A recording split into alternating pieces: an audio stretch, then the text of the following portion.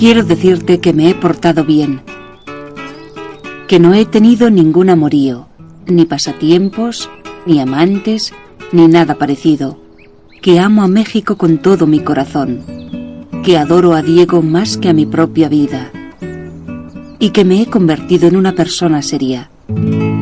Frida Kahlo.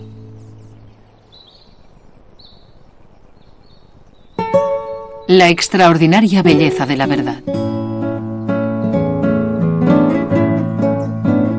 La vida y tiempos de Frida Kahlo.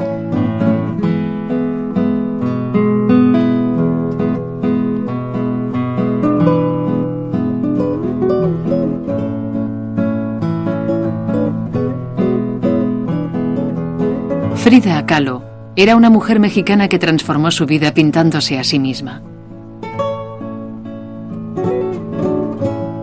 Nacida en 1907, cerca de Ciudad de México, en el umbral de las grandes revoluciones del siglo XX, quiso improvisar su propia libertad para superar elegantemente una vida llena de dolor.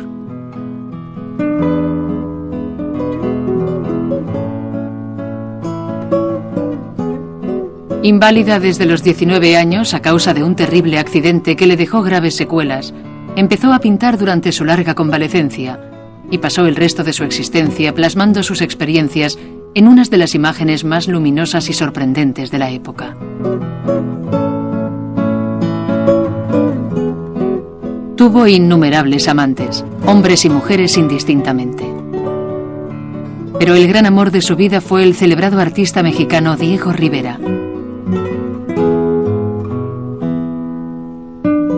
La complejidad y la dificultad de su relación dominó toda su madurez.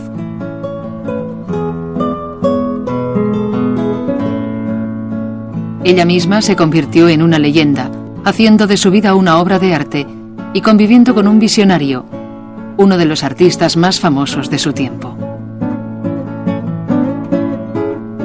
Y además, irónicamente, sus pinturas permanecieron ignoradas durante su vida, una oscuridad que no le importaba. Ella decía que pintaba para sí misma, y en el proceso creó algunas de las imágenes más indelebles del siglo XX.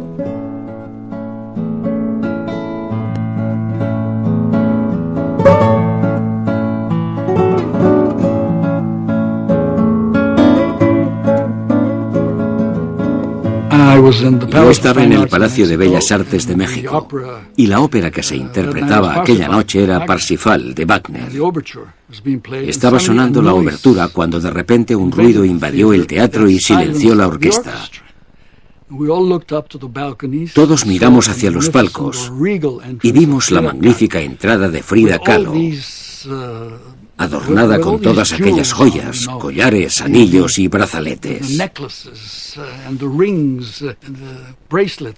Tintineaban como si todas las campanas de la catedral se hubieran puesto a repicar a la vez, para minimizar la debilidad de su cuerpo.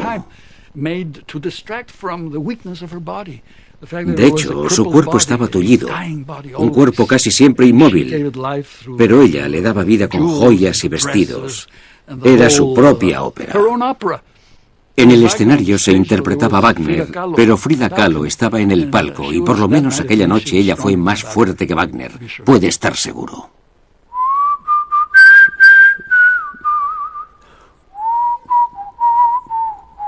Estoy empezando a pintar, no porque me considere un artista o algo así, sino simplemente porque no tengo nada más que hacer.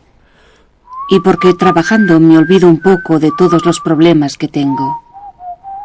Estoy haciendo óleos en pequeños platos de aluminio y a veces voy a la escuela de manualidades, donde he hecho 2 litografías que son un auténtico desastre.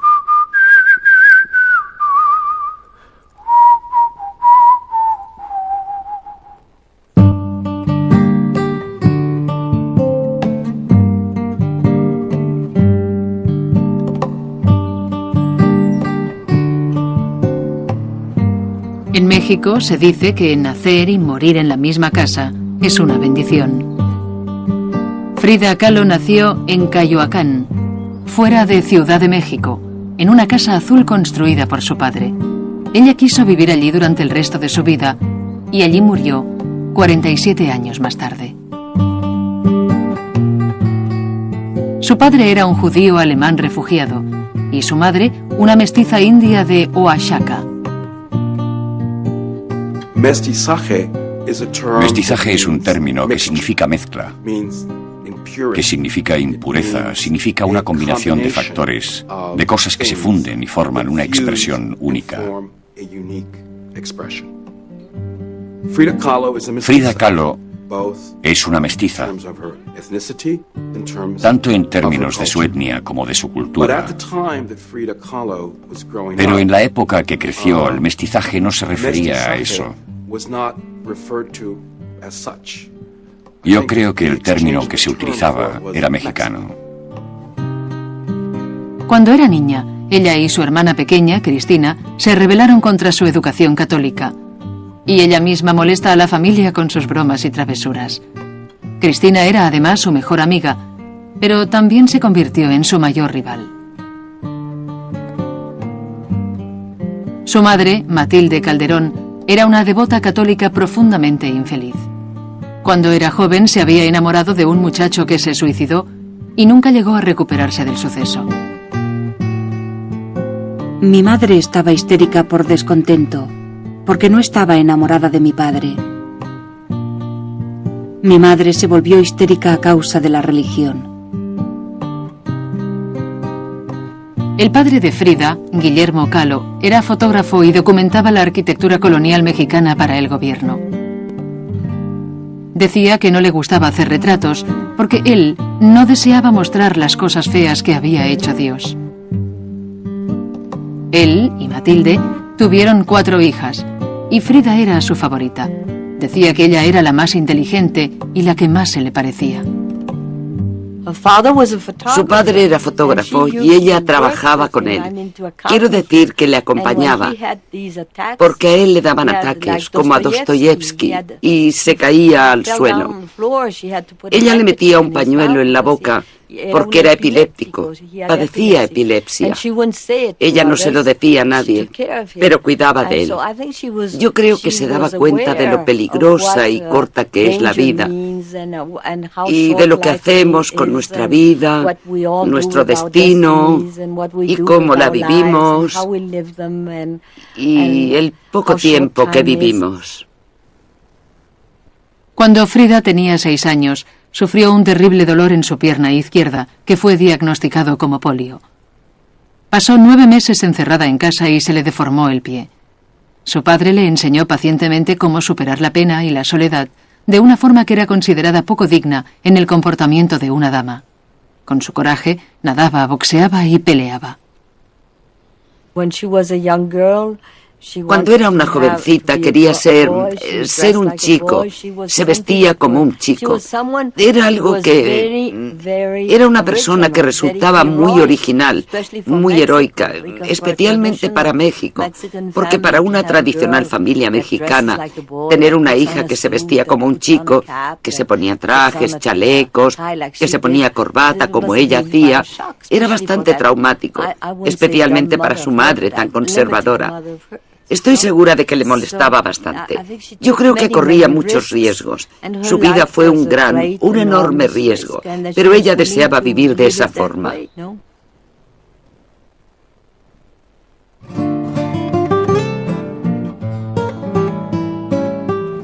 Fuera de los muros de la Casa Azul, el país dormitaba, como dijo un observador, a la fresca pero dañina sombra de un árbol venenoso.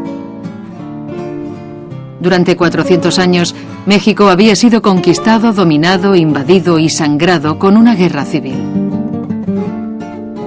30 años después del nacimiento de Frida, Porfirio Díaz asumió el poder y forzó la paz aplastando a la oposición. Durante el Porfiriato, como se llamó a esa época, la clase alta se hizo muy rica, mientras la gran mayoría de los mexicanos vivían al borde de la hambruna. Durante el Porfiriato, el país fue como el país de Potemkin. Tenía una hermosa fachada, Una elegante fachada, muy afrancesada. Paseabas por el Paseo Montejo, en Mérida, como hacíamos siempre, y veías todas aquellas mansiones francesas a lo largo del bulevar, con sus tejados inclinados, esperando que cayera la nieve en Mérida. Bien, no caía, nunca caía y nunca lo hará. Así que todo era fachada. El ejército vestía al estilo del ejército prusiano. Los cascos, la forma de marchar, los uniformes, la aristocracia de Porfirio Díaz era blanca. No tenía nada que ver con el país.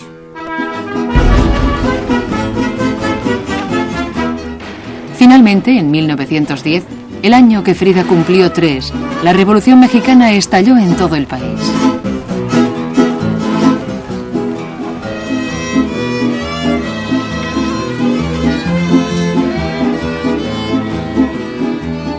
Al cabo de unos meses, Díaz fue enviado al exilio, pero la lucha continuó durante 10 largos años entre ejércitos rabiosos y centurias de opresión.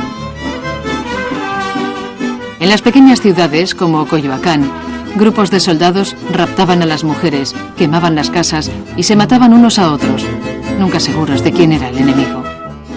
Ante esa situación, Frida y Cristina se vieron obligadas a ocultarse en su casa, en un baúl de castaño, mientras Matilde preparaba la comida para saciar a los hombres hambrientos. La revolución fue lo más impresionante en la infancia de Frida. Las balas pasaban cerca. Todavía puedo oír su extraordinario sonido. Mi madre abría los balcones que daban a la calle Allende para que los zapatistas subieran y se refugiaran en nuestro salón. Les curaba las heridas y les daba gorditas de maíz, el único alimento que se encontraba entonces en Coyoacán. A pesar de la destrucción y el derramamiento de sangre, los mexicanos creían en su revolución con casi pasión mística. Sus generales se convirtieron en héroes del México moderno y la guerra en una noble causa que justificaba su terrible costo.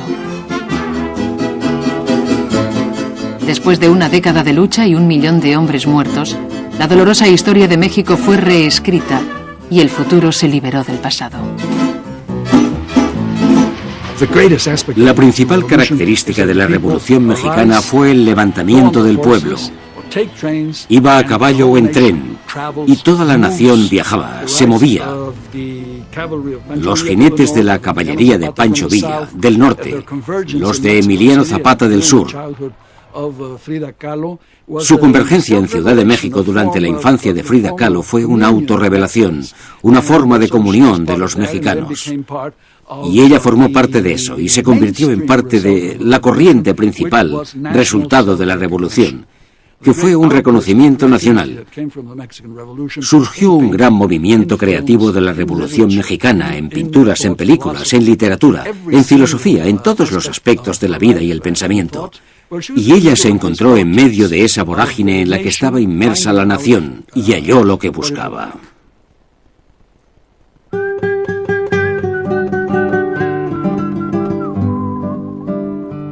En 1920 terminó la guerra, pero la revolución continuó transformando el país. Uno de los servideros intelectuales del México posrevolucionario fue la Escuela Nacional Preparatoria. En las clases y en los corredores, los viejos ideales europeos de Díaz fueron reemplazados por un nuevo y radical nacionalismo que celebraba la herencia indígena de México. Nuestra vitalidad coincide con la de México, escribió uno de los profesores. Crecemos espiritualmente mientras el país crece en el reino de la moral.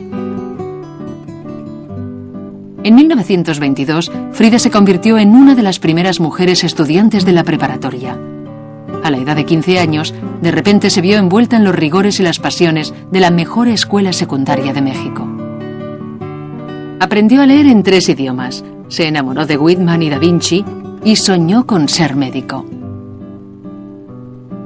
Frida y sus amigos, una pandilla compuesta mayormente por chicos que se llamaban a sí mismos los cachuchas, llenaban los pasillos de pesados argumentos sobre Marx y la religión, Hegel y Kant. No soportaban el aburrimiento y una vez hasta llevaron un burro a la clase de una profesora conservadora. Incluso prendieron fuego al andamio de los pintores que estaban decorando las paredes de la escuela. La escuela había sido elegida como el lugar perfecto para un ambicioso experimento postrevolucionario en la educación pública. El plan era cubrir las paredes de los edificios públicos con grandes pinturas murales que relataran la reciente nueva historia del país. Los murales narraban las tradiciones y la mitología india, la conquista hispánica, las maravillas de la industrialización y el levantamiento de la clase obrera. Se contrató a los pintores más prometedores de México, hombres jóvenes que deseaban dejar atrás las tradiciones europeas y hallar una nueva y auténtica voz mexicana. Siguiendo el espíritu de su obra, aceptaron cobrar por metros cuadrados el salario de los obreros y se construyeron como el Sindicato Revolucionario de Obreros Técnicos, Pintores y Escultores. El miembro más prominente del sindicato era Diego Rivera. Diego Rivera era un fenómeno, un artista comunista, ateo, que hace arte público, en un medio para el cual esas tres cosas juntas eran más que una provocación, era un error, la invocación del demonio. Entonces, Frida tiene mucha suerte al encontrarse esos estímulos, la preparatoria, los compañeros, la vida cultural, los poetas homosexuales, los poetas gays y Diego Rivera. Frida estaba fascinada por Diego. Empezó a gastarle bromas, a molestar a sus modelos y amigas y a robarle la comida de su fiambrera. Pero su atención romántica estaba centrada en el líder de los cachuchas, Alejandro Gómez Arias. En aquella época, Frida cumplió 16 años y estaban locamente enamorados. Hasta mañana. Espero que pasemos una buena noche y que ambos pensemos que somos grandes amigos y que nos queremos mucho, mucho, mucho, mucho. Más que a la música y la luna. Alejandro resaltó años más tarde que Frida era sexualmente precoz. Dijo, para ella el sexo era una forma de disfrutar la vida, una especie de impulso vital. También declaró que durante aquella época fue seducida por una mujer que trabajaba en la biblioteca.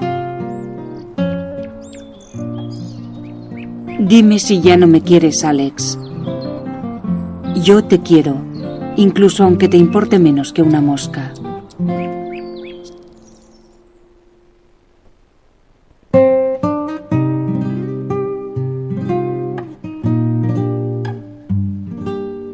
Un lluvioso día de 1925, mientras viajaba en autobús con Alejandro hacia Coyoacán, la vida de Frida, tal como ella la conocía, llegó de pronto a su fin.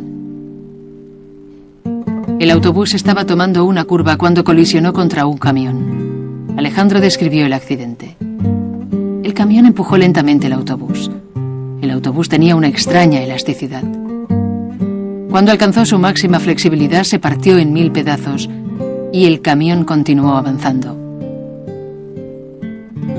Atropelló a mucha gente. Frida estaba en la calle y una multitud pasó sobre ella. Se le clavó una varilla de hierro, penetró completamente por un costado de su vientre y salió por el otro. Inexplicablemente, la ropa se le había caído durante la colisión y un paquete de polvo de oro que llevaba un obrero se había desparramado sobre su cuerpo ensangrentado. Un hombre que estaba en el lugar puso una rodilla sobre el vientre de Frida y le extrajo la varilla. Alejandro recordaba los gritos de Frida, mezclados con las sirenas. La columna y la pelvis estaban rotas por 3 puntos y la pierna derecha por 11. También se le rompió la clavícula y 3 vértebras, y el pie izquierdo estaba dislocado y aplastado. Los médicos pensaban que no viviría. Tuvieron que reconstruirle la espalda por secciones, dijo un amigo, como si estuvieran haciendo un fotomontaje. Un poco antes, no mucho más de 2 días, yo era una niña que vivía en un mundo de colores. Todo era misterioso y había algo oculto. Si supieras lo terrible que es, como si de repente un relámpago iluminara la tierra. Ahora vivo en un planeta de dolor, transparente como el hielo. Me hago vieja por momentos y ahora todo es blando y lúcido. Sé que detrás no hay nada. Si hubiera algo, me gustaría verlo. Frida pasó un mes en el hospital y la mayor parte del año siguiente en casa, en cama. No la habían examinado antes por rayos X y los médicos tenían opiniones contrarias acerca de su estado.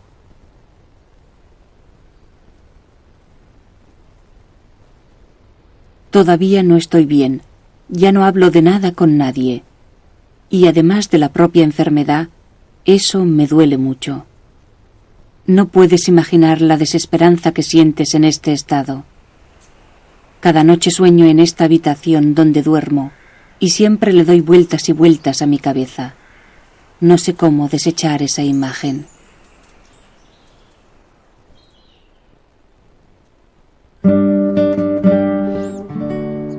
Cuando era niña, Frida había aprendido a superar la enfermedad esforzándose físicamente.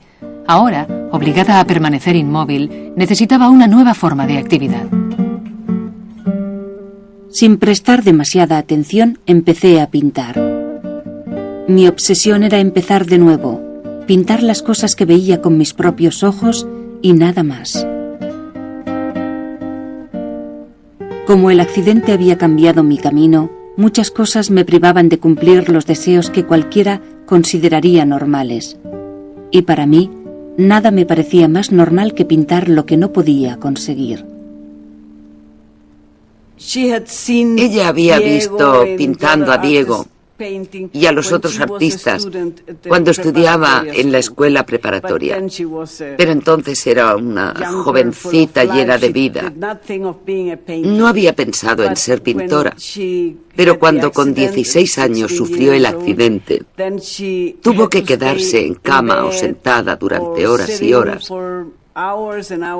Y entonces su padre, que era fotógrafo, decidió darle unas pinturas.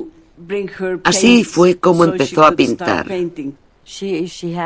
Tenía un espejo en la cama y podía mirarse en él. Pintaba a otros, pero su personaje principal era ella misma. Estaba invadida por sí misma. Estaba invadida por su enfermedad y lo que pintaba era a sí misma. Hizo su primer autorretrato para Alejandro. Se había alejado de ella después de enterarse de varias infidelidades anteriores al accidente. Ahora, ella quería regalarle su retrato para que la tuviera en su pensamiento. Creo que le dije: Alex, te quiero mucho y he besado y acariciado a otros, pero en el fondo de mi corazón solo te he querido a ti. Te enviaré el retrato a tu casa dentro de unos días. Te ruego que lo pongas en algún lugar donde puedas verlo, como si me miraras a mí. Alejandro aceptó el regalo y se reconciliaron enseguida.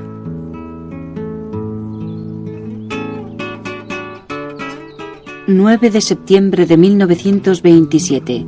Coyoacán. Exactamente el mismo. Todo igual. El día 17 se cumplirán 2 años de nuestra tragedia.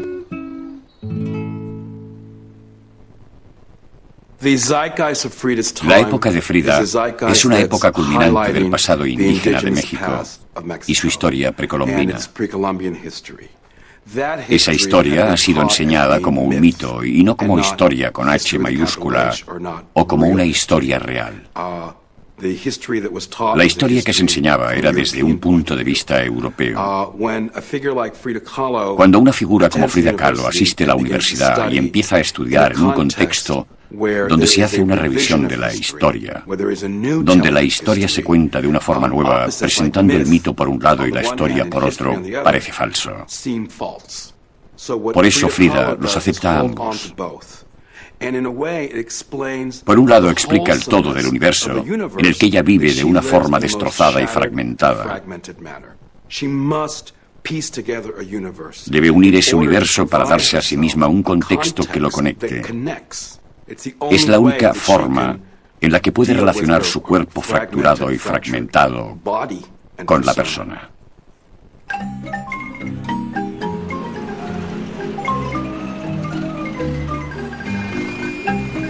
En 1925, México emergía de la revolución a un renacimiento cultural y artístico.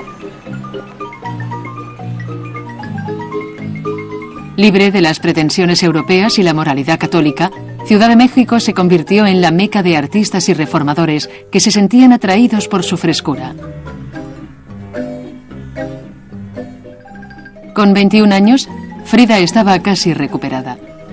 Aunque sus heridas continuaron atormentándola el resto de su vida, estaba lo suficientemente bien para dejar el confinamiento en la Casa Azul y unirse a la excitación y la vitalidad de la ciudad. La ciudad era moderna. No un lugar moderno, sino la modernidad misma. Si vivías allí, si vivías en Ciudad de México, eras diferente, porque el resto del país estaba tan oprimido por la tradición, las costumbres y los prejuicios, que la vida era imposible. Yo tenía unas tías solteras que nunca decían nalgas. Hubieran preferido morir antes que decir nalgas. Decían con lo que me siento.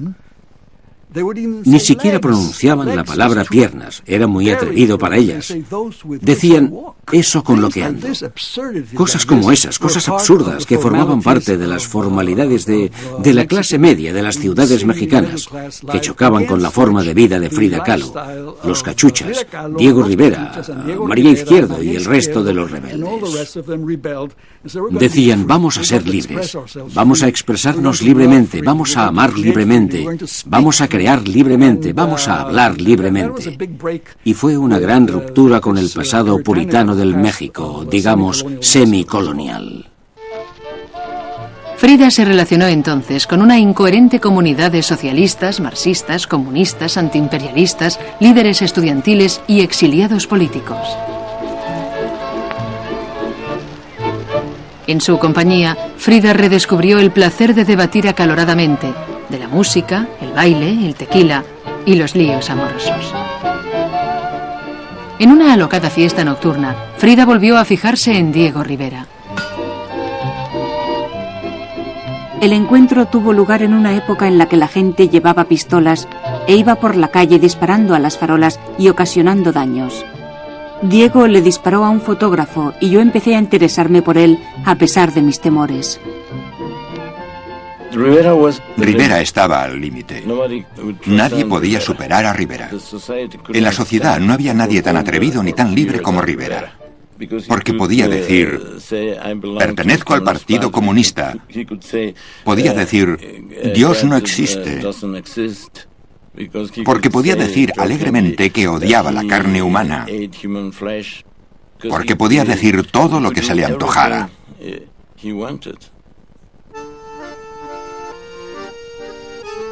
Diego pasó los años de la Revolución en París estudiando cubismo. Se convirtió en un exitoso pintor cubista y era muy respetado por sus famosos colegas, incluyendo a Picasso. Cuando en 1921 regresó a México, la revolución había terminado y el proyecto del mural se había abandonado. Restableció sus relaciones uniéndose al Partido Comunista Mexicano y rápidamente se convirtió en el más prominente pintor de murales. Trabajaba incansablemente. Su gran figura podía verse día y noche en los andamios de toda la ciudad. Dejó atrás sus personajes europeos y empezó a explorar las imágenes mexicanas, sus colores y temas, iniciando lo que se llamó la Escuela Mexicana.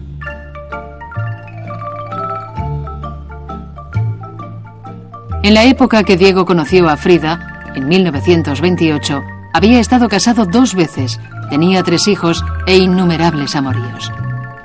Un amigo dijo, aunque era innegablemente feo, atraía a las mujeres con la misma naturalidad que los imanes atraen al hierro.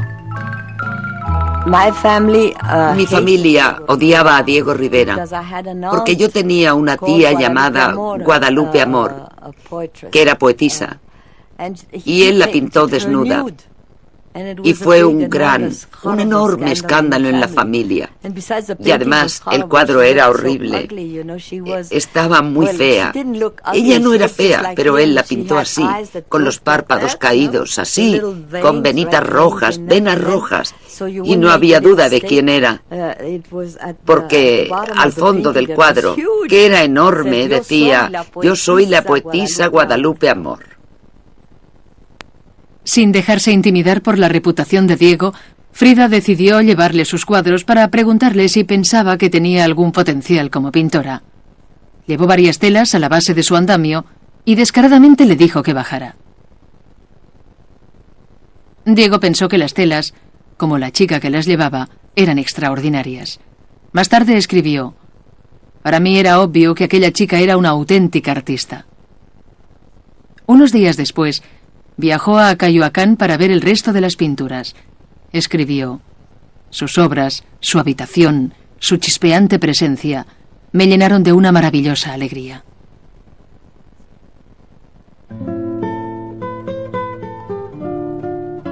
Frida y Diego eran una pareja inverosímil.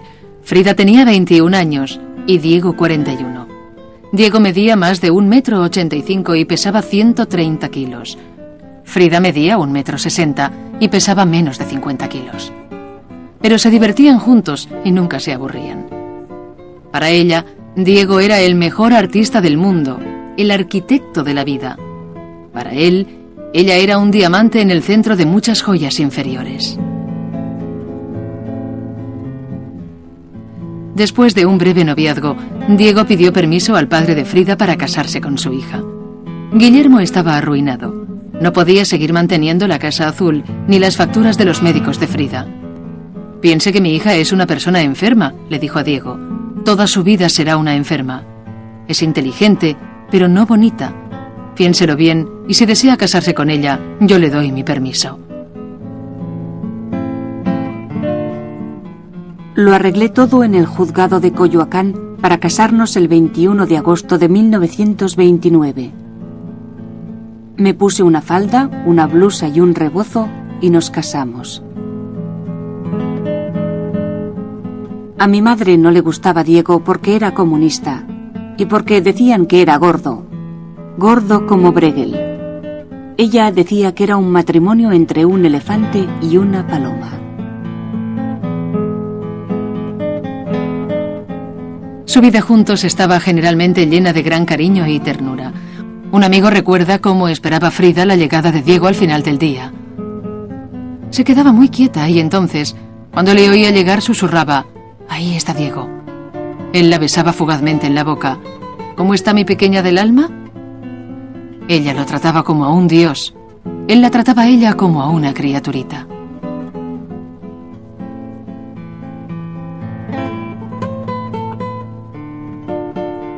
Pero la fidelidad era imposible para él. Una vez un médico le dijo que estaba incapacitado para la monogamia y aceptó alegremente el diagnóstico. Llevaban casados menos de un año cuando tuvo su primer amorío. Públicamente se esforzaba en tolerar su comportamiento. Privadamente estaba furiosa y con el corazón destrozado. Además, aquel año se quedó embarazada y por complicaciones tuvo que someterse a un aborto. Empezó a temer que nunca podría tener un hijo y que su futuro con Diego estaría lleno de preocupaciones. Yo lloraba desconsoladamente, pero me distraía cocinando, limpiando y a veces pintando, y cada día acompañaba a Diego al andamio.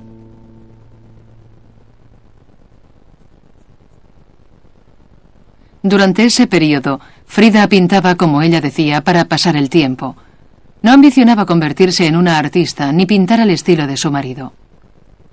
Las obras de Diego eran importantes y simbólicas, las de Frida intimistas y personales, y su escala natural cada vez más y más pequeña, hasta que sus cuadros llegaron a tener menos de 30 centímetros cuadrados. No le interesaban las visiones épicas de la historia mexicana. En vez de eso, sus obras reflejaban las impresiones de su infancia, el arte folclórico mexicano y los pequeños exvotos que colgaban en las iglesias católicas y contaban la historia de personas que se habían salvado milagrosamente. Creo que lo que más la influyó fue la pintura colonial.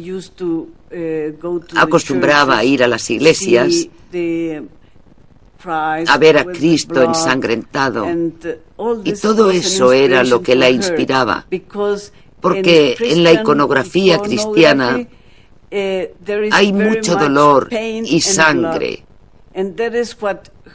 y así era también su vida. Cirugía, dolor, así era como ella se sentía. Por ejemplo, veníamos aquí al Jardín de la Conchita, aquí en este mismo espacio tan cercano a nosotros, había un Cristo todo ensangrentado. Entonces decía, muchachos, vénganse, vamos a ver el Cristo sádico. O sea que la pintura religiosa y la escultura religiosa le conmovía y le inspiraba.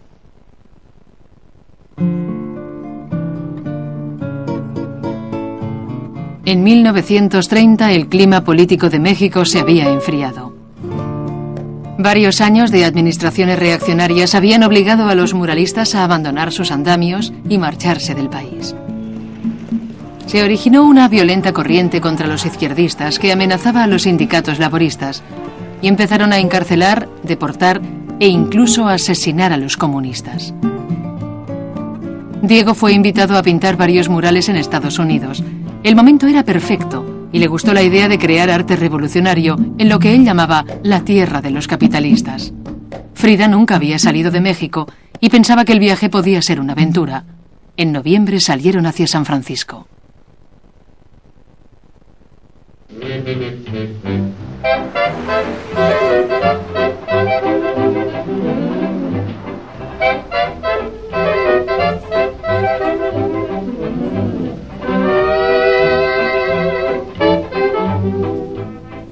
San Francisco, 24 de enero de 1931. La ciudad y la bahía son maravillosas. No me gustan los gringos, son muy aburridos y tienen cara de pocos amigos.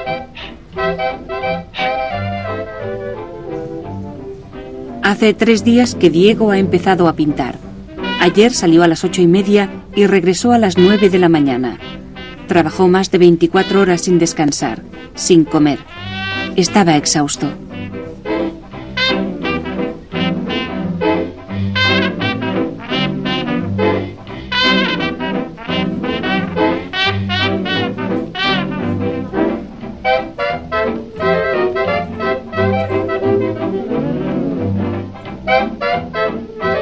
Desde San Francisco se fueron a Nueva York, donde Diego expuso en solitario en el Museo de Arte Moderno, en Manhattan.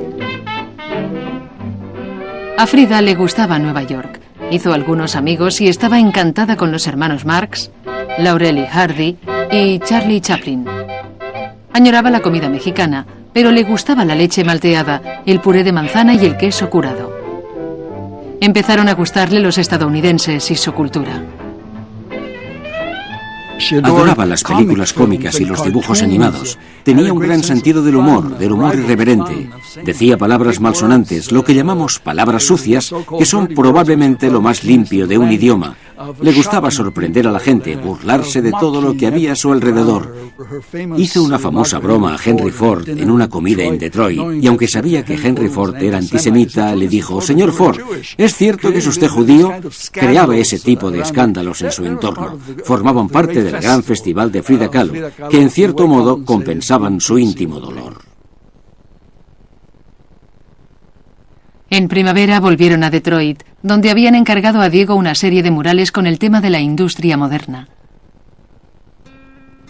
Frida quedó encinta de nuevo. Ansiaba un bebé desesperadamente, pero temía que el embarazo la matara. Sus médicos le aseguraron que podía tener el niño mediante cesárea, y empezó a confiar en su opinión. Pero una sofocante noche de verano empezó a sangrar. Fue conducida en una ambulancia al hospital Henry Ford, pero la hemorragia continuó hasta que perdió el bebé y casi muere. Durante 30 calurosos días estuvo en el hospital, inundada de dolor.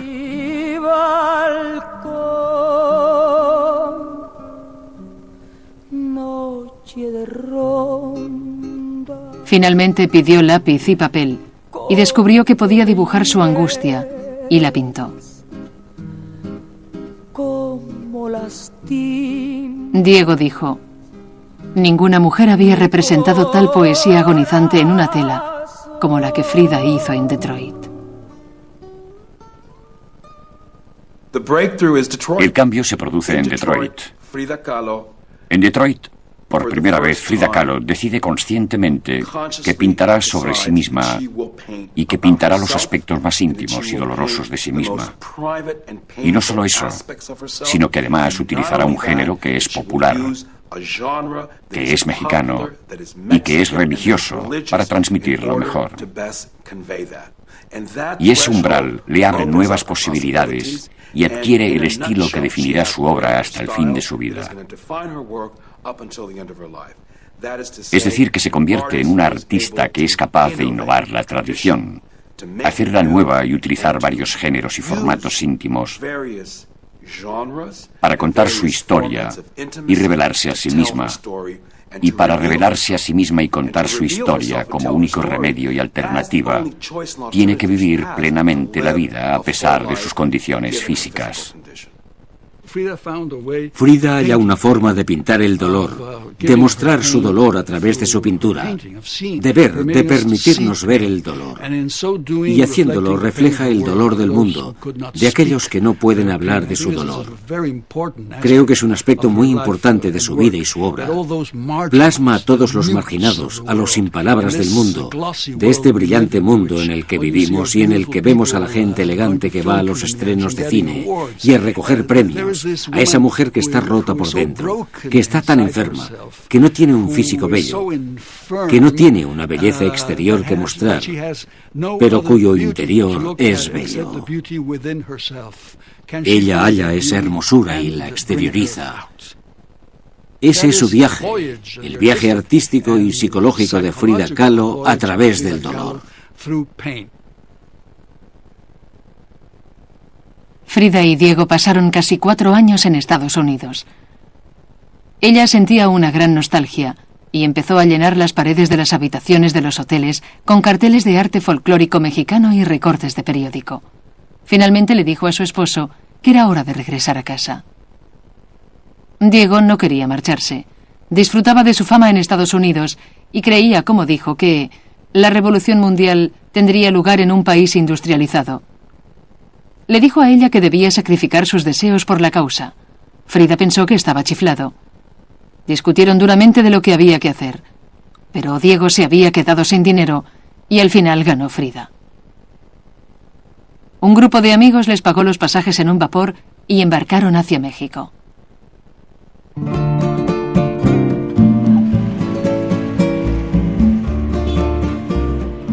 Diego está débil, delgado, amarillo y derrumbado moralmente. Si no le veo feliz, no estaré tranquila, y su salud me preocupa más que la mía propia. Él cree que todo lo que le ocurre es por mi culpa, porque le he obligado a regresar a México. A pesar del encargo de 2 nuevos murales, Diego vivía miserablemente en México y culpaba de todo a Frida. A los pocos meses se enamoró de otra mujer. En épocas pasadas, Frida se protegía a sí misma del dolor que le producían las infidelidades, creyendo que aquellas mujeres eran indignas de ella y de Diego. Esta vez fue imposible. Diego tenía una relación amorosa con su hermana Cristina. Nunca había sufrido tanto y no creía que pudiera sentir tanto dolor. Ella era la hermana que yo más quería, y tú sabes lo que Diego significaba para mí en todos los sentidos. Él vivía una vida plena sin el estúpido vacío de la mía, pero nunca pensé que lo fuera todo para mí, y que para él yo solo he sido poco más que un trasto. Ahora veo que no soy más que una muchacha decepcionada y enamorada de un hombre que la ha abandonado. Se cortó el cabello muy corto y dejó de llevar las ropas mexicanas que le gustaban a Diego. Ya no tenía que estar atractiva para él. Compró un pequeño apartamento en el centro de Ciudad de México y se mudó con su monito. Mi situación me parece ridícula. He desperdiciado mis mejores años siendo mantenida por un hombre sin hacer nada, pero creo que lo hice para ayudarle y en su propio beneficio. Después de 6 años, su respuesta es que la fidelidad es una virtud burguesa y que existe solo para explotar a la gente y obtener unas ganancias económicas. Empezó una nueva pintura, ilustrando no solamente su dolor, sino el de una mujer que había visto en un periódico. También decidió que si la fidelidad era una virtud burguesa, tampoco quería practicarla. Empezó a tener amantes, algunos ocasionales, pero otros más serios, normalmente hombres, pero a veces mujeres. Le dijo a un amigo que su visión de la vida era hacer el amor, darse un baño y hacer el amor otra vez. Para ser mujeriego había que ser hombre. Y para sufrir cuando tu marido era un mujeriego, había que ser una mujer mexicana. Esa era la ley. El auténtico aspecto sobresaliente es la voracidad sexual de Frida, no la de Diego. Diego era, en cierto modo, bastante normal. Frida era algo más. Creo que para ella cada acto sexual era una demostración de poder, de fuerza, de victoria sobre el cuerpo. Me dijo una cosa que me impresionó muchísimo, porque yo te repito, yo pues era joven y uno cuando es joven y está en un ambientito, pues el otro ya se le hace muy descarnado. Pero entonces me dijo quedito al oído. Me dijo, ¿tú tienes un novio? Y yo le dije, sí. ¿Y es pintor? Y yo le dije, sí. Me dijo, no te hagas tu novio. No te vayas a casar con él. Olvídate que sea tu novio. Mejor sé su amante. Y no te vayas a casar con él, porque si te casas con él vas a ser muy desgraciada. Así me dijo. Pero me lo dijo aquí, en el oído, quedito. Y entonces en esos momentos decidí casarme con un pastelero. Frida era discreta con sus asuntos amorosos. Incluso aunque estaban separados, Diego era muy celoso y Frida prefería no enfrentarse a él. Una vez encontró en la cama de Frida al escultor japonés estadounidense Isami Noguchi, y estalló de tal forma que Noguchi tuvo que escapar trepando a un árbol y corriendo por el tejado. Uno de sus asuntos más serios fue con un fotógrafo retratista húngaro llamado Nicolás Muray. Muray era inteligente, dinámico y afortunado. Sus fotografías de celebridades aparecían en Harper's Bazaar y Vanity Fair. Créeme, te quiero, mi amor, como no he querido a nadie. Solo Diego estará en mi corazón siempre, tan dentro como tú. Incluso los amantes más serios de Frida sabían que nadie podría ocupar el lugar de Diego. Cuando ella y Muray rompieron, él admitió que solo había ocupado temporalmente el puesto. Escribió, éramos 3, aunque solo estuviésemos 2. Mi niño, cuánto me gustaría ver lo que haces ahora. Lo que estás pintando, poder estar contigo y dormir contigo en nuestro pequeño dormitorio del puente. Añoro tu risa, tu voz, tus manos pequeñas, tus ojos, incluso tus rabietas. Todo lo tuyo. Tú eres mi vida y nada ni nadie puede sustituirte. Para Frida, Diego lo es todo. Y no estamos hablando de un problema de amor desesperado, porque los amores desesperados de Frida fueron múltiples. Estamos hablando de una fijación con alguien a través del cual descubre el arte, a través del cual descubre la notoriedad, a través del cual descubre los viajes y el conocimiento de personas muy importantes, y a través del cual descubre la política y la vida mexicana como un paisaje.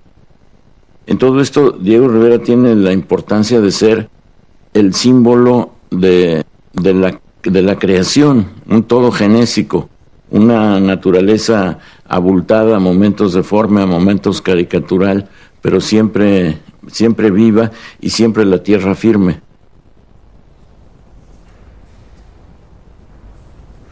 No hablaré de Diego como de mi esposo, porque sería ridículo. Diego no ha sido y nunca será el esposo de nadie.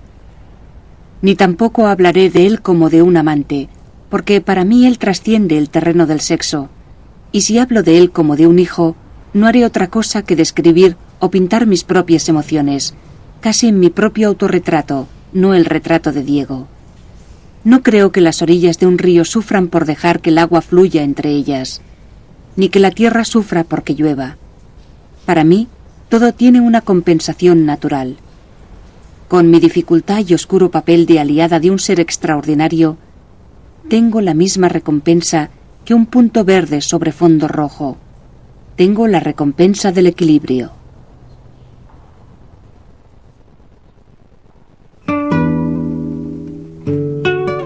Casi después de un año de vivir separados, Frida decide que quizás podría vivir con Diego, a su manera, en un matrimonio con mutua independencia.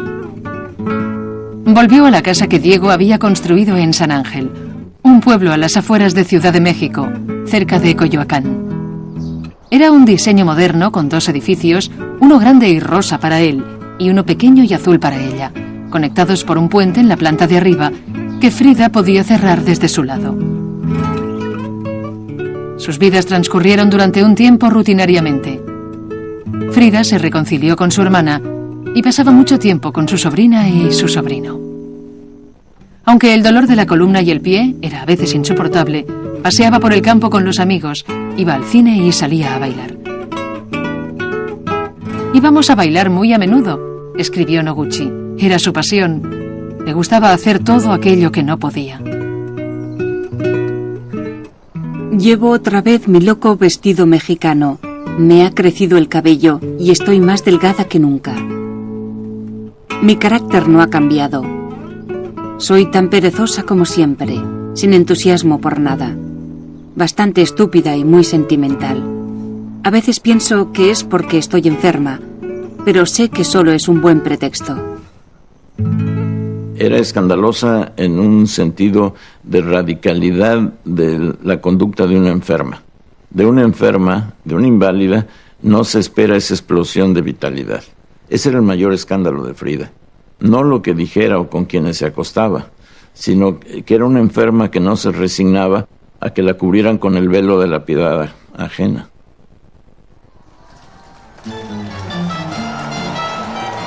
A mediados de los años 30, México se convirtió otra vez en un lugar de acogida para liberales e izquierdistas. El general Lázaro Cárdenas llegó a la presidencia y abolió el régimen represivo de su predecesor. Se reanudaron las reformas de la tierra y el trabajo, y el activismo político estaba en alza. En Ciudad de México se puso de moda el comunismo de una forma que revigorizaba las reformas de la revolución, y la casa de Frida y Diego se convirtió en refugio para la inteligencia internacional que pensaba que México podía seguir los pasos de Rusia. La Revolución Rusa había empezado en 1917 y había galvanizado toda la comunidad mundial de izquierdistas. A pesar de que los rusos habían padecido hambre y tiranía, el mundo exterior les veía como masas de campesinos que habían tenido éxito levantándose contra los ricos. La mayoría de la comunidad de artistas de Ciudad de México soñaba con un resultado similar para su país y apoyaba apasionadamente a los bolcheviques rusos. Frida era una excepción. Motivada por un personal sentido de la justicia, se involucró con los legalistas españoles contra Franco, porque creía que su causa era, como dijo, la esperanza más fuerte y más viva del mundo contra el fascismo. Frida Kahlo no tuvo ideas políticas. Fue la consorte de las ideas políticas. Pero ella no tiene ideas políticas. Le emocionan las figuras y los símbolos. En un momento Stalin, en otro momento Trotsky, en otro momento Mao Zedong. Pero entonces se decía Mao Zedong. No cree en la política como ideario. Cree en los relámpagos que surgen de las figuras que ennoblecen un mundo marcado por la miseria.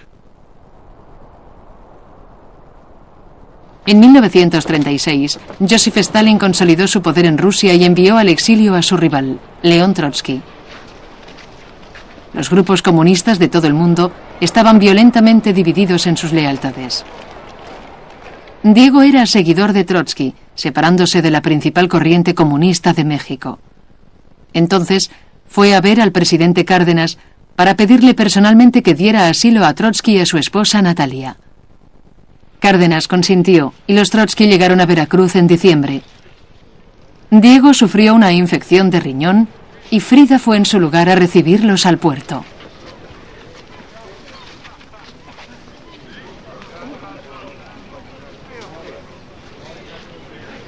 Llevó a los Trotsky a la Casa Azul de Coyoacán, donde vivieron, sin pagar renta, vigilados las 24 horas del día durante los siguientes 2 años.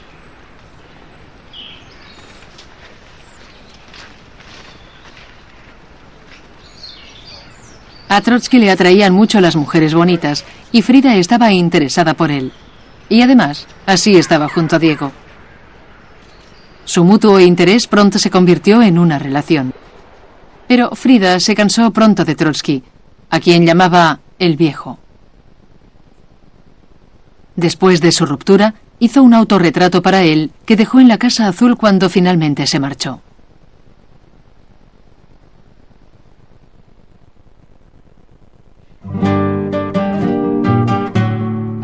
He pasado mi vida hasta ahora amando a Diego y siendo una inútil respecto al trabajo, pero ahora continúo queriendo a Diego y lo que es más, he empezado a pintar monos, en serio. Frida Kahlo es una excéntrica en México. Es decir, está totalmente fuera del centro de la corriente principal. Con mucho, la mayoría de los artistas de México de aquella época están implicados en pinturas que tratan de temas sociales y políticos. El protagonista de los murales debe estar relacionado con la historia contemporánea mexicana y con el antiguo pasado de México.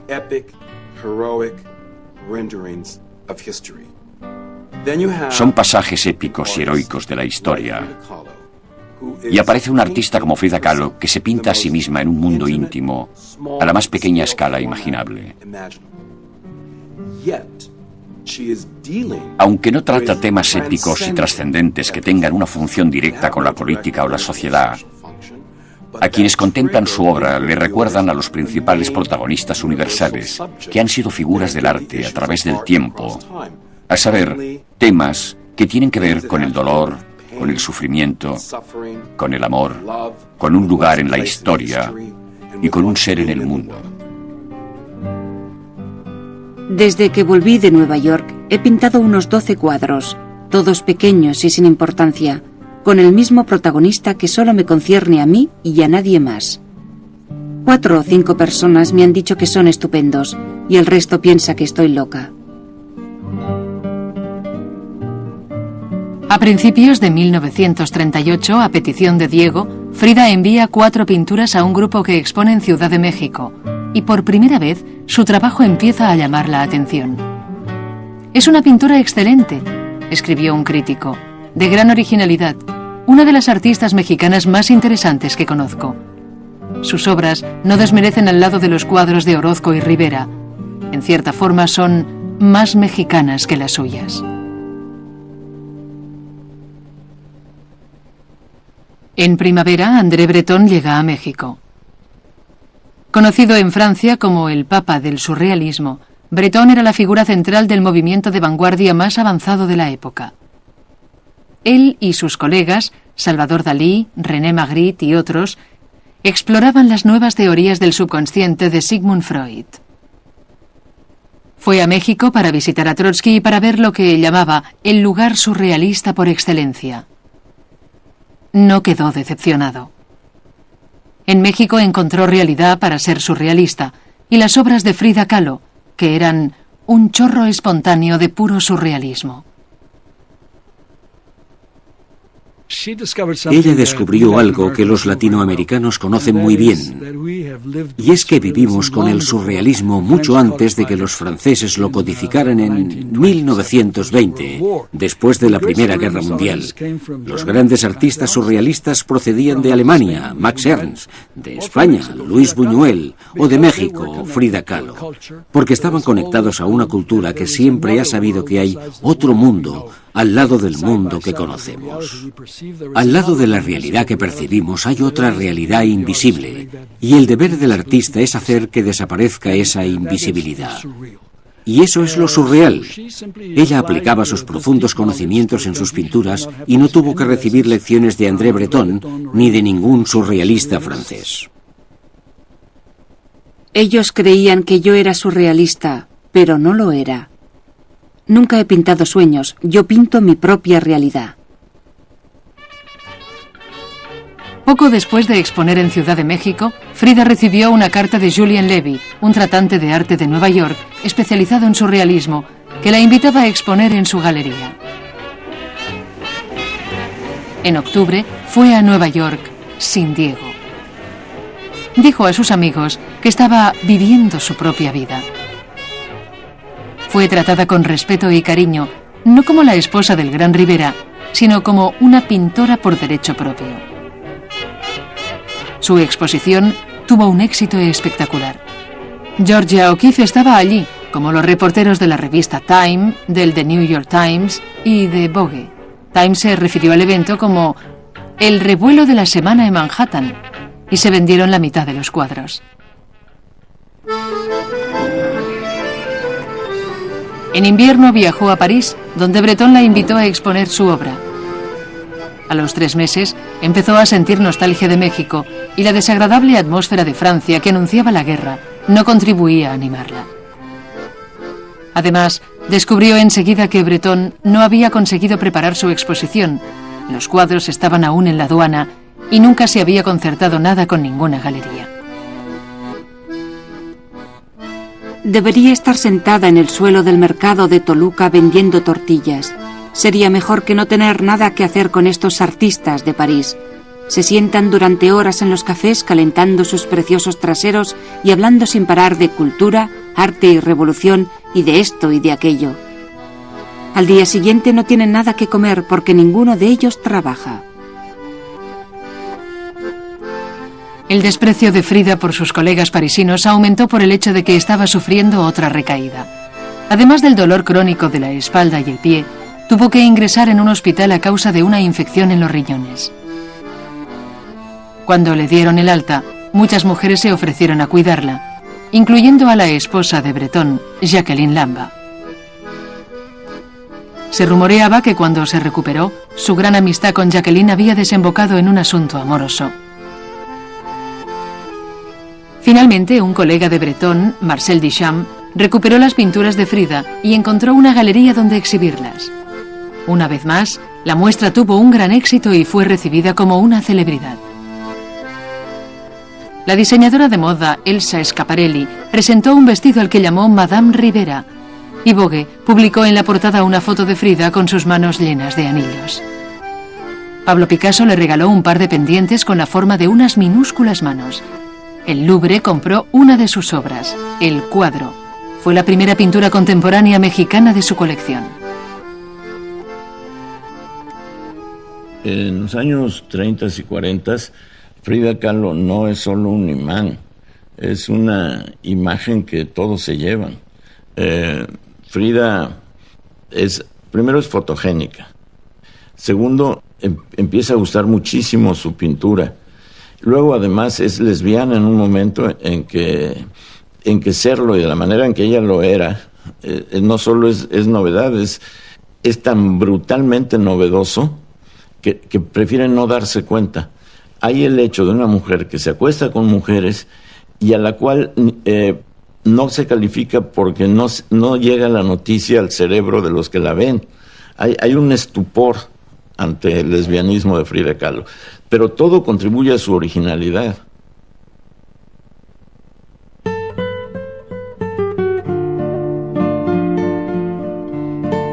Frida regresó a México en abril de 1939.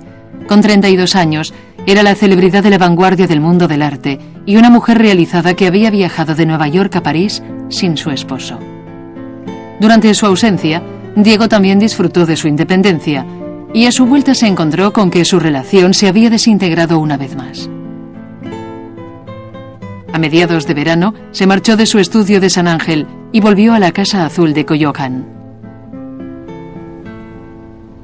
Mi situación con Diego ha ido de mal en peor, hasta que ha llegado a su fin. Hace 2 semanas solicitamos el divorcio. Quiero a Diego. Pero debes entender que todos estos problemas no terminarán nunca. Ahora me siento tan mal y tan sola que me parece que nadie en el mundo sufre como yo. De nuevo se cortó el cabello y abandonó sus vestidos mexicanos. Empezó a beber más de 1 botella de brandy al día. También empezó a pintar Las 2 Fridas, un retrato a gran escala, como decía ella, que mostraba el amor de Frida por Diego. Y no fue el único que hizo. Como durante su primera separación, vivieron alejados casi 1 año. Diego tenía una ayudante joven y atractiva y se rumoreaba que quería casarse con ella. Cuando salió de México en su compañía para pintar un mural en San Francisco, la salud de Frida se deterioró rápidamente. He estado 3 meses en la cama con un corsé y un desagradable aparato en la barbilla que me ha hecho sufrir un infierno. Todos los médicos de México opinan que tienen que operarme de la columna. Estoy tan asustada que estoy segura de que voy a morir. En 3 meses he perdido 6 kilos y me siento muy débil. En San Francisco, Diego estaba profundamente preocupado por la noticia de la enfermedad de Frida. También retiró la solicitud de divorcio. Dijo: la separación ha tenido un mal efecto en ambos. De hecho, quería volver a casarse con ella, y Frida fue a San Francisco para visitar a un especialista y considerar la proposición de Diego. En el hospital, Frida mejoraba con los cuidados del médico y el renovado cariño de Diego. Pero lo dejó esperando una respuesta e inició una relación con un joven refugiado judío-alemán llamado Heinz Bergruen, que trabajaba para Diego. Antes de cruzar la puerta del hospital, dio vueltas a mi alrededor. Era un hombretón, y yo que soy tan bajo y él tan grande. Y dijo: «Vas a conocer a mi esposa». Y me miró. «Vas a enamorarte de ella». Así de sencillo. Y ocurrió lo que dijo. No ocurrió porque quisiera complacerle.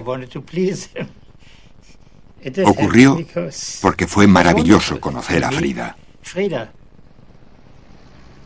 Frida y Heinz viajaron a Nueva York y pasaron un mes juntos en la ciudad. Estaba mejor de salud y la relación amorosa era una agradable distracción mientras ordenaba sus pensamientos. Pero entonces, supongo que después de algún tiempo, fue una... Podía sentirlo. Creo que lo sentí. En ella surgió la necesidad de regresar con Diego. Y llegó un momento en el que me dijo: tengo que volver con él. Tengo que reunirme otra vez con Diego. El día que Diego cumplió 54 años, volvieron a casarse, en una breve ceremonia civil celebrada en San Francisco. 2 meses más tarde, Diego finalizó los murales y regresaron a México.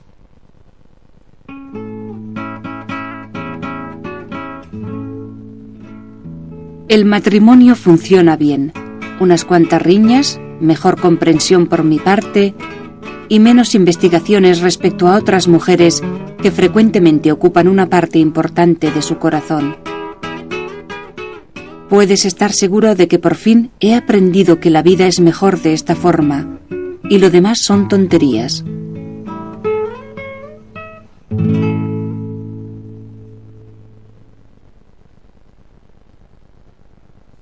En 1943, Frida fue invitada a impartir clases en la nueva Escuela Pública Experimental de Pintura y Escultura de Ciudad de México, llamada La Esmeralda. En aquella época, en las escuelas de arte, los alumnos se sentaban en las aulas y copiaban arte clásico. La Esmeralda rechazaba esos métodos tradicionales de enseñanza, pero las clases de Frida iban más lejos, ofreciendo a sus alumnos una forma totalmente nueva de ver el mundo. Estaba yo pintando en el jardín, estaba pintando ese magueyito precioso, estaba cantando cuando de repente comencé a sentir un calor intenso en mi espalda, como una presencia que no sabía exactamente quién era. Hasta que ya estando muy cerca me sorprende la voz de la maestra Frida y me dice: te está quedando muy bonito ese magueyito, pero no es completamente en tonos verdes. Fíjate que si tú lo ves, las partes de sombra son lilas, moradas, violetas y tonos cenizos. Si lo ves en la parte de luz, las espinas tienen plateados y los verdes del paso de la sombra a la luz es muy suave, muy delicado. Te está quedando muy padre las palabras de ella, pero bien observado te va a quedar mucho mejor. A Frida le resultaba demasiado difícil desplazarse a la ciudad y pidió a sus alumnos que fueran ellos a Coyoacán. La mayoría dejó de acudir enseguida, pero 4 de ellos continuaron yendo cada día y siguieron asistiendo a sus clases durante años. Les apodaban los Fridos. Azul desde fuera y azul por dentro, pero qué ambiente, cómo despertaba la imaginación a todos los que estábamos ahí. Estaban los changos, los loros, todas las hierbas crecían con absoluta libertad. Yo llegaba desde muy temprano, a las 8 de la mañana, tocaba la puerta y luego la contestación eran todos los perros alemanes y pechiches que tenía ahí, eran la contestación y ya nos abrían. Recuerdo que estaba en un momento en que tenía de visita a Jacqueline, una esposa de Andrés Breton, la tenía ahí de huésped. Bueno, sucedían cosas surrealistas, porque a ella le gustaba mucho pasearse desnuda por el jardín y a veces se te colocaba, tú estabas trabajando y estaba atrás de ti y era muy impresionante cuando tú te encontrabas con ella. Todos sus alumnos se convirtieron en pintores y para todos ellos, Frida fue la influencia más importante de su vida laboral. A mí la pintura de Frida Kahlo me emociona, me gusta mucho, y hay un cuadro sobre todo que valoro como uno de los grandes cuadros, que es La Venadita. Ahí me parece que es San Juan de la Cruz y es la Biblia y es todos los símbolos que sin saberlo ella ya tenía. Me emociona ese cuadro, me emocionan muchos de ella. Es una buena pintora desde el punto de vista técnico, no se le puede aplicar esa calificación. Desde el punto de vista de la imagen imborrable, sí. Y si la pintura no solo es logro técnico, sino producción de imágenes imborrables que te enriquecen tu idea del mundo a través de la impresión artística, Frida es una gran pintora.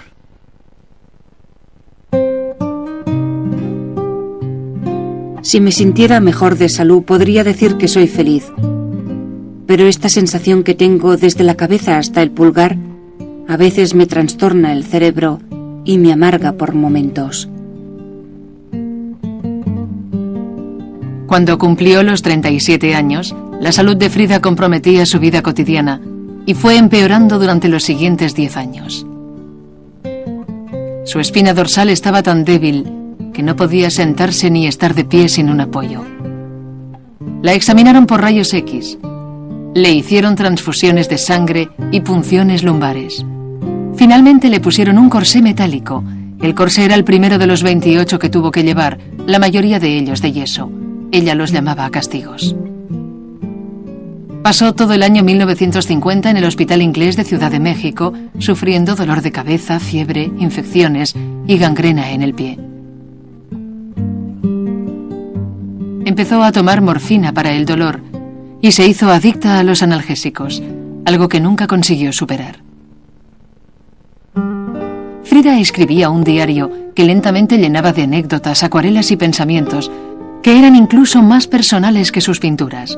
Más que nada, el diario era un poema de amor a Diego.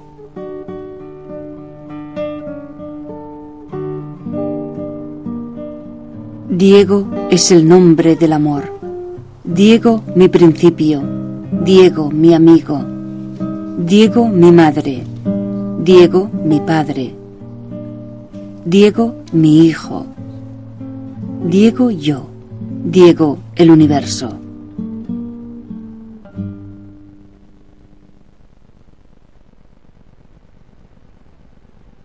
Cuando por fin regresó a la Casa Azul, lo hizo en silla de ruedas. Raramente salía de casa y durante largos periodos, incluso ni siquiera de la cama. Estaba su cama y después había una mesa altita y había un florero muy bonito, el florero, con muchas cositas porque le encantaban las cochinaditas mexicanas. Y el florero, y encima del florero había tijeras, pero así boca arriba, con las cestas para abajo, agujas de tejer para arriba, cuchillos para arriba, tubitos de punzocortantes y de todas las cosas más horribles. Yo cuando la vi se me enchinó el cuerpo porque decía, híjole, qué horror que me tropezara y me cayera encima de Me dio una angustia horrible de verlos. Y entonces volteó y nos dijo, ustedes me deben, porque mi regalo ahora es de eso, porque voy a hacer un florerote enorme lleno de esas cositas que me encantan. Temía estar sola y pedía a la gente que le hiciera compañía. También se volvió una ardiente comunista por primera vez. Empezó un retrato de Stalin y colgó una foto de Mao sobre su cama. Para ella, el comunismo se había confundido con comunidad y creía que podía protegerla de su soledad. La revolución es la armonía de formas y color, y todo existe y se mueve bajo una sola ley, la vida. Nadie se separa de nadie. Nadie lucha por sí mismo. Todo es todo y uno. Angustia y dolor, placer y muerte no son más que un proceso de la existencia.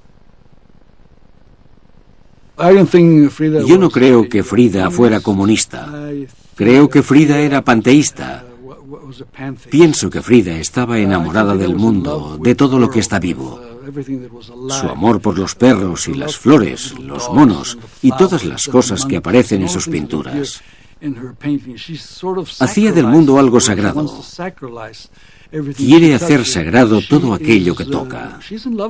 Está enamorada del mundo como de un jardín. A pesar de mi larga enfermedad, me siento inmensamente feliz viviendo. En la primavera de 1953, la querida amiga de Frida, Lola Álvarez Bravo, que dirigía una galería de arte en Ciudad de México, decidió exponer la obra de Frida. A pesar de su fama en los círculos internacionales, nunca había expuesto en solitario en su país.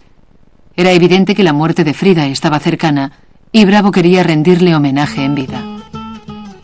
Ya empezaba a hacerse tarde, la pequeña galería estaba repleta de amistades y gentes que queríamos ver la obra de Frida.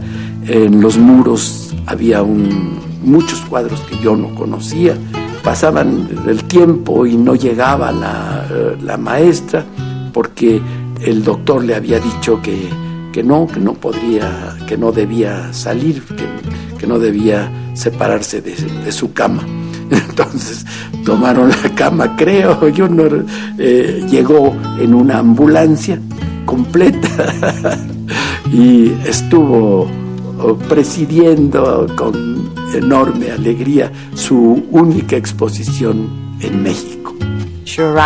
Ella llegó así, como una trágica y hermosa figura. Pero llegó así e hizo una entrada que, en mi opinión, tuvo que ser muy importante para la gente que la vio. Como si vieras a alguien que ha resucitado. Yo creo que ella creía en la resurrección. Ella siempre volvía a la vida resurgiendo de sus propias cenizas. Amigos, alumnos, críticos y foráneos se arremolinaron toda la tarde alrededor de su cama.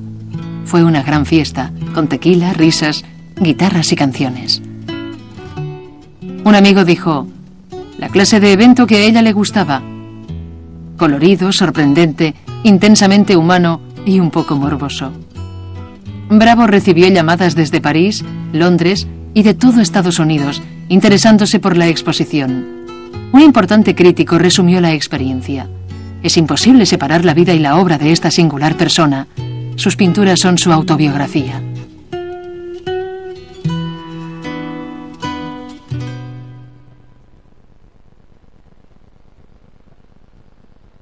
Dos meses más tarde, los médicos de Frida decidieron que debían amputarle la pierna derecha. Diego dijo: va a morir. Van a matarla. La noche anterior a la intervención, escribió su enfermera, había un gran silencio. No decíamos una sola palabra. Todos los días siguientes a la operación estábamos en silencio. Solo silencio. Después de la intervención, Frida habló poco. Estaba echada o sentada cerca de la gran ventana de su dormitorio y observaba las palomas, las ramas de los árboles y la fuente del jardín. Su última pintura fue un bodegón de rodajas de sandía.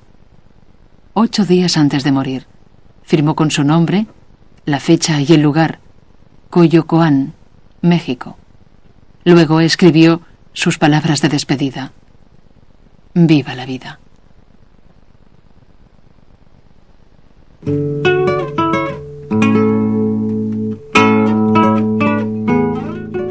Espero que la partida sea feliz y espero no volver jamás.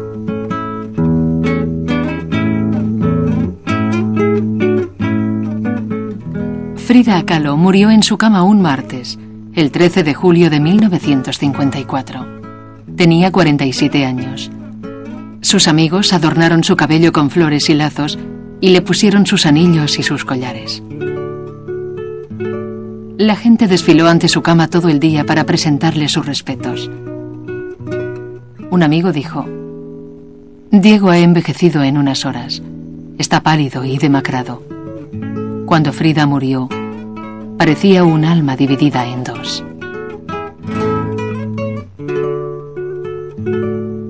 Entonces estaba Frida ya puesta en la plancha del horno crematorio. Fue entrando la plancha al horno crematorio y empezó a arder el cuerpo de Frida. Entonces, mientras estuvo incinerándose el cuerpo de Frida, nosotros continuamos cantando. Entonces sale el cuerpo de Frida Kahlo con unos colores primorosos, los huesos en colores violeta, ya casi las puras cenicitas, la pura forma, pero ya se iban a comenzar a deshacer de un momento a otro, pero el color todavía rojo del fuego, como unas brasas, mejor dicho, pero de color violetas, lilas, blancos, plateados, formidable. Entonces el maestro Diego Rivera mete su mano derecha a su yompa, a su saco, siempre cargaba una libretita de apuntes y su lápiz, y comienza a hacerle el último apunte a Frida Kahlo. Diego solo vivió 3 años después de la muerte de Frida. Admitió que solo entendió el poder de su amor después de que ella muriera. Su última exposición como pintor fue un pequeño bodegón de rodajas de sandía.